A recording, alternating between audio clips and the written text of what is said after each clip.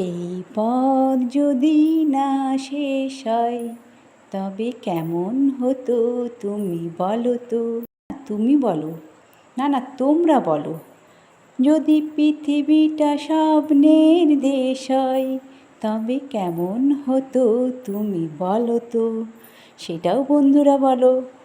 তো চলো বন্ধুরা, আজকের ভিডিওটা কিন্তু একদম রাস্তা থেকে শুরু করেছি। আর যদি এই ব্লগটি ভালো লেগে থাকে আমার, তো তোমরা আমার সাথে থেকো আর কন্টিনিউ করতে থাকো। আর সবাই কাছে আমার অনুরোধ, লাইক দিয়ে ভিডিওটা দেখা শুরু করো।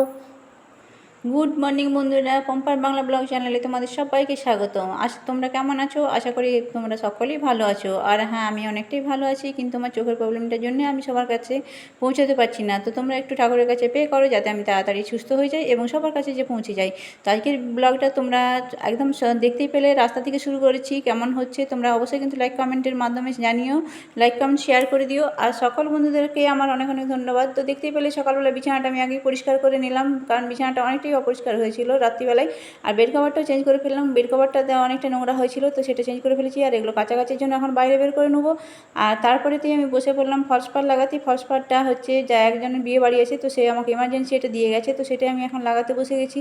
কারণ ফলস পাড়টা লাগানোর পরে আরও অনেক কিছু কাজ আছে, সেই কাজগুলো কন্টিনিউ করতে হবে। তো সেটা তোমরা দেখতে থাকো, সবটাই আশা করছি তোমাদের সাথে শেয়ার করব। আর কী কী সে কাজ করব সেটা তোমরা অবশ্যই দেখতে থাকো। তো আশা করছি তোমাদের ব্লগটা ভালো লাগবে। তো আমি ফলস লাগানোর বাদে একদম রান্নাঘরে চলে এসেছি। রান্নার ভিডিওটা সম্পূর্ণ করা হয়নি। আজকে দেখো আমি রান্না করছি পেঁপের তরকারি। পেঁপের তরকারিটা একটু ডাল দিয়ে আলাদাভাবে রান্না করেছি, কিন্তু সেটার ভিডিও করা হয়নি, কারণ এই পেঁপের তরকারিটা আমি রান্না করিনি, তোমার দাদাভাই রান্না করেছে।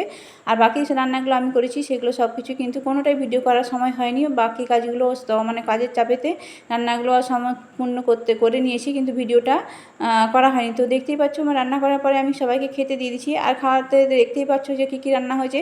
আর সাথে আম ছিল, তো আমটা বলা হয়েছিল না, আমার কাগজি সেটাও কেটে নিয়েছি সাথে সাথে। তো সবাই এখন খেতে বসে পড়েছি। আর খাওয়া দাওয়ার পরে আরও বিশেষ কিছু কাজ আছে, তো কী কাজ আছে সেটাই তোমাদের সাথে আজকে কন্টিনিউ করবো। আশা করছি তোমাদের ব্লগটা ভালো লাগবে, তোমরা দেখতে থাকো। আর সবাই কিন্তু লাইক দিয়ে দেখো বন্ধুরা। তোমরা আমার নতুন পুরাতন যারা সবাই আছো, সবাইকে আমার অনেক অনেক ধন্যবাদ, অনেক অনেক ভালোবাসা। তো আমি তোমাদের জানিয়েছিলাম যে দেখো আমি বাড়িতে কাজ করি, তো এখন খাওয়া দাওয়ার পরে একদম ফ্রেশ হয়ে চলে এসেছি। কারণ কি বলো তো, এটা আমার বাড়িতে একটা ছোটো পার্লার আছে, সেখানে আমি বেশ কিছু কাজ করি। তো আগের কাজগুলো আমি তুলে ধরতে পারিনি, কারণ আমার ফোনটা হ্যাং মারে, সেই কারণে সমস্ত ভিডিও আমাকে ডিলিট করে দিতে হয়। তো আমি এখন পুরো সব কিছু রেডি করে রেখেছি, দেখতেই পাচ্ছ। এরপর আমি আমার ক্লায়েন্ট এলে পরে আমি চেয়ারে বসে করে দেবো, তারপরে আমার কাজগুলো শুরু করে ফেলবো। আর এই বলতে বলতে আমার ক্লায়েন্ট এখন চলে এসেছে।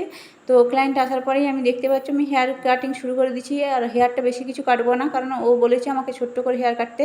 তো আমার সত্যি কথা বলতে আমার হেয়ার কাটতে বেশি ভালোও লাগে না, কিন্তু কি করব, মানে ক্লায়েন্ট যদি চাই তো আমার অনেক লম্বা লম্বা চুলগুলো কেটে ছোটো করে ফেলতে হয়। আমাদের মানে নিরুপায়, আমরা অনেকভাবে বোঝানোর চেষ্টা করি, কিন্তু কিছু ক্লায়েন্ট আছে যে যাদের চুলগুলো আমাকে ছোটো করে কাটতে হয়। তো এটা আমি পেশার সাথে যুক্ত আছি, যেভাবে বলবে সেইভাবে আমাদের করতে হবে। তো চুল হেয়ার কাটিং হয়ে গেছে।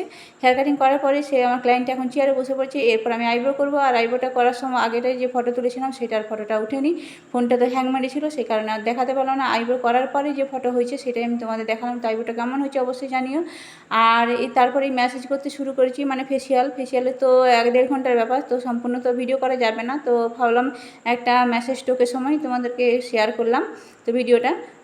দেখতেই পাচ্ছ আমি এখন ফেসিয়াল করছি। আর ফেসিয়ালের অনেকগুলো ক্রিম অ্যাপ্লাই করা হয়ে গেছে, তাও আমি এখন মেসেজ করছিলাম, তো মেসেজের সময় করেছি। আর এই মেসেজটা করার পরে কিন্তু আমি এলবি জয়েন করেছি। এই কাজ করতে করতে এলবি করেছি আজকে।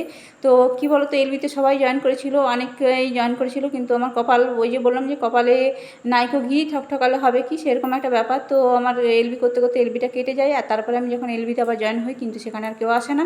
তো যাই হোক, সবটাই আমার কপালের ব্যাপার।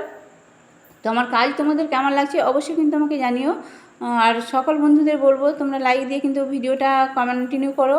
আর এখানেতে আমি একজন বোনকে আমার অনেকটাই ভালোবাসা দেওয়ার আছে। তো অনেকেই বোন দিদি সবাই আছে যে যারা আমাকে সাপোর্ট করছে, কিন্তু সত্যি কথা বলতে যারা এই অল্প সাপোর্টে, তো আমাদের রাস্তা তো অনেকটাই লং, অল্প সাপোর্টে চলবে না। তাই ভিউজ অনেকটাই কমে গেছে, কারণ আমি এখন সবার বাড়িতে যেতে পারছি না। আর সবার এই সবচেয়ে বড়ো কথা কি, এলবি জয়েন করতে পারছি না, তার জন্য আমারও সাপোর্ট কমে যাচ্ছে, আমাকে অনেকটাই সাপোর্ট করে না আর এখন। তো যাই হোক, সবটাই আমার দুর্ভাগ্য যে আমি সবার বাড়িতে যেতে পারছি না বা সবার এলবি জয়েন করতে পারছি না। তো একজন বোনের মানে বোনকে দেখে আমি অবাক হয়ে গেলাম। তার ভিডিও কিন্তু আমি রোজ ওয়াচ করি না, তারপরেও সে কিন্তু আমার ভিডিওটা কন্টিনিউ, মানে ভিডিওটা বললে ভুল হবে, যে সব ভিডিও, পুরনো ভিডিওগুলো সমস্ত কিছু সবটাই ওয়াচ করেছে। কারণ এটাই বুঝতে পারলাম যে তার কমেন্টগুলো পড়ে সবটাই বুঝতে পারলাম যে সম্পূর্ণ ভিডিওটা সে ওয়াচ করছে। তো সেই বোনের নাম আজকে নিচ্ছি। সব দিন তো মানে সবার নাম একসাথে একদিনে নিতে পারবো না, তো আজকে একজন বোনেরই নাম নিচ্ছি। ঘরে বাইরে চ্যানেল থেকে মাতন বোন, ও কিন্তু আজকে আমার মানে সমস্ত ভিডিওগুলো আমি তো এতদিন কমেন্টগুলো দেখেছিলাম না, তো ওকে দেখলাম যে সমস্ত যত পুরনো ভিডিও আছে সব কিছুই কিন্তু ওয়াচ করেছে। আমি আজকে কমেন্টগুলো দেখে আমি নিজেই হাঁ হয়ে গেছি। তো চলো বন্ধুরা, এরপরে অনেক বোনেরা, অনেক দিদিরাই অনেক ভালো ভালো সুন্দর সুন্দর কমেন্ট করছে, কিন্তু সব কমেন্ট আমার দেখানো হয়নি।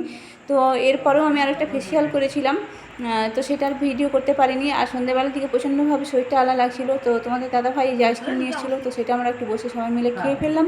আর খাওয়া দাওয়ার পরে আর ভাবলাম আর ব্লগটা কন্টিনিউ আর করতে পারবো না, খুব প্রচণ্ডভাবে শরীরটা অসুস্থ লাগছে। তো এখানেই শেষ করছি। তোমরা সকলে ভালো থেকো, আর আমার জন্য একটু ঠাকুরের কাছে পে করো, যাতে আমি চোখটা তাড়াতাড়ি সুস্থ হয়ে আমি তোমাদের সবার কাছে চলে যেতে পারি। তো চলো বন্ধুরা, টাটা।